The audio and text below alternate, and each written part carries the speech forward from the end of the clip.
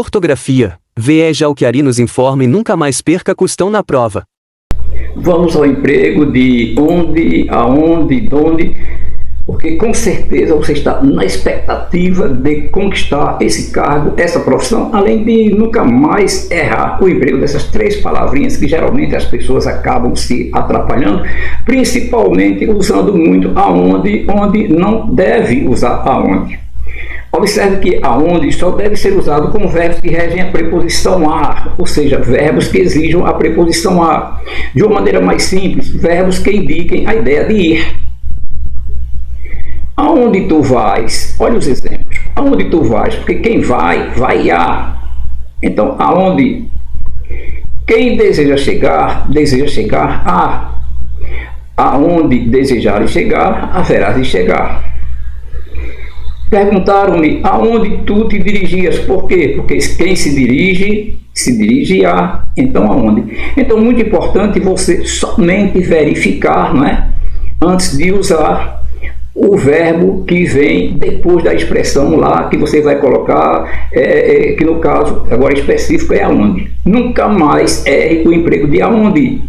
Eu não acredito que você vai perder essa chance de assumir o cargo que você deseja, porque você deixou de praticar isso hoje.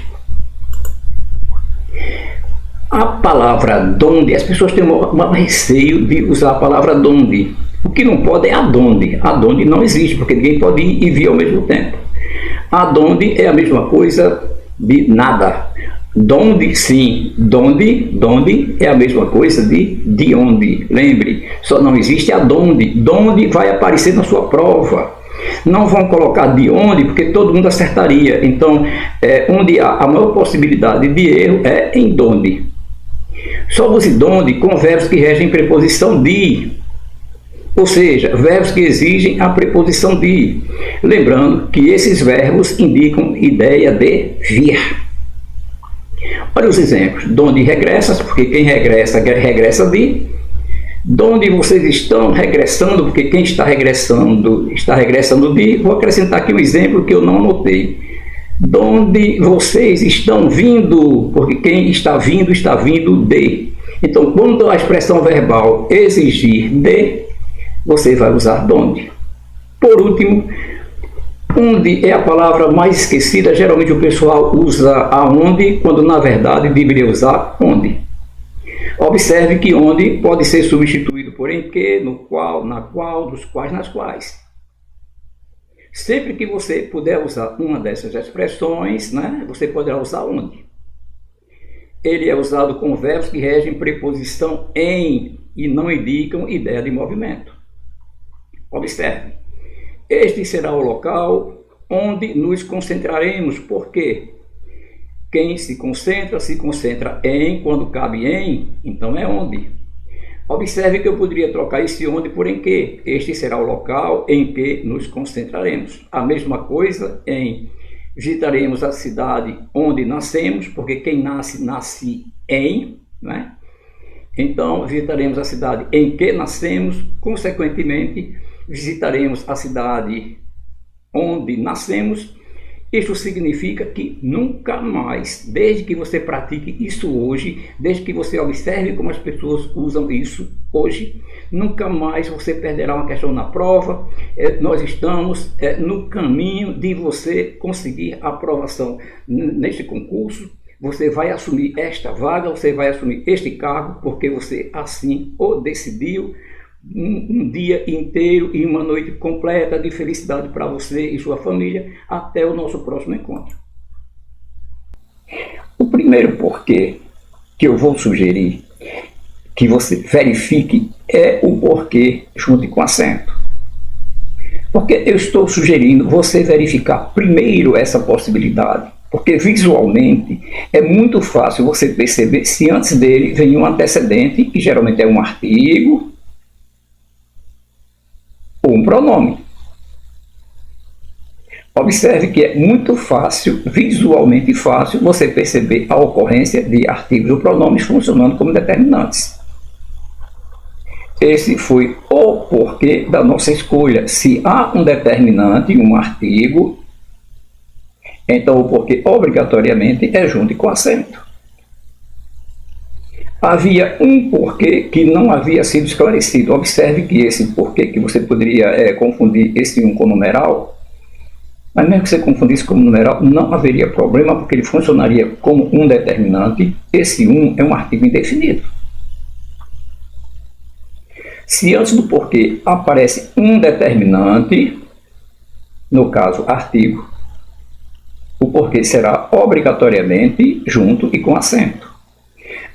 A mesma coisa acontece quando eu tenho um pronome. Observe, decidimos não cometer equívocos no emprego desses porquês. Observe que esses é um pronome demonstrativo, é um pronome. Então, ocorreu artigo ou pronome antes do porquê. Obrigatoriamente, ele deverá ser grafado junto e com acento. Observe que é muito fácil visualizar, não é, o detalhe da presença do artigo. Se, no decorrer da resolução, você perceber que não é possível, não há presença de artigo, você verifica se pode colocar o porquê separado e com acento. Esse porquê também é muito fácil visualizar. Observe, primeiro, não houve determinante antes dele. Segundo detalhe, vizinho, coladinho, aqui depois dele aparece um sinal de pontuação. Pode ser qualquer sinal de pontuação, vírgula, ponto, ponto e vírgula, ponto de exclamação, ponto de interrogação. Apareceu sinal de pontuação coladinho aqui, vizinho, depois do porquê, e não veio determinante antes. Se aqui eu tivesse um artigo, entendes o porquê, já seria o primeiro porquê. Observe que eu não tenho determinante, e ele veio aqui coladinho, vizinho, agarradinho, no sinal de pontuação que vem logo na sequência. Ocorreu isso, porquê separado e com acento. Observe que esses dois primeiros porquês são de facílima visualização. O terceiro porquê também é de fácil resolução. É o porquê junto e sem acento. Observe que esse porquê deve ser empregado, não é, quando eu tenho frases causais ou explicativas. Observe que nesses dois exemplos, faltou porque estava doente e choveu porque o chão está molhado. Eu poderia substituir esse porquê por pois. Se eu posso substituir o porquê por pois, ou ele é causal ou ele é explicativo. Não é relevante no momento estabelecer essa diferença entre causal e explicativo, porque na questão da prova, com certeza, esse detalhe não será analisado. Então, porque, observe, não veio precedido de determinante, aquele primeiro porquê que nós falamos. Não vieram precedidos de determinante. Depois dele, vizinho, coladinho, aqui depois dele não veio o sinal de pontuação. E observe que esses dois primeiros porquês, um indica causa, o outro é explicação, poderiam ambos ser substituídos por pois. Então, porquê junto e sem acento. Faltou porque estava doente, choveu porque o chão está molhado. Esse outro porquê, esse outro exemplo, a frase não é tão frequente, né? Mas quem já viu na Bíblia é a frase. Eu poderia ter colocado um outro exemplo, estudai para que ou porquê sejais aprovado, era o mesmo porquê. Observe que esse porquê, ele pode ser substituído por para quê. Então, ele indica finalidade. Então, lembrando, quando o porquê indicar finalidade, quando puder, de outra maneira, quando o porquê puder ser substituído por pois ou por para quê, porquê substituído por pois ou para quê, memoriza isso. Ele deve ser grafado junto e sem acento. Vamos para o próximo porquê. Lembrando que este próximo porquê, muitas vezes ele foi apresentado, né, de uma maneira que induziu ao erro. não necessariamente esse porquê que nós vamos analisar agora, ele aparece no início de frases interrogativas. Não necessariamente. Esse porquê é o porquê separado, né, e sem acento. Observe que ele pode ser substituído por qual motivo, por quais motivos, pelo qual, pela qual, pelos quais, pelas quais. Tais são as razões pelas quais dedico o melhor do meu tempo. Se eu posso substituir por pelas quais, obrigatoriamente ele é separado e sem acento.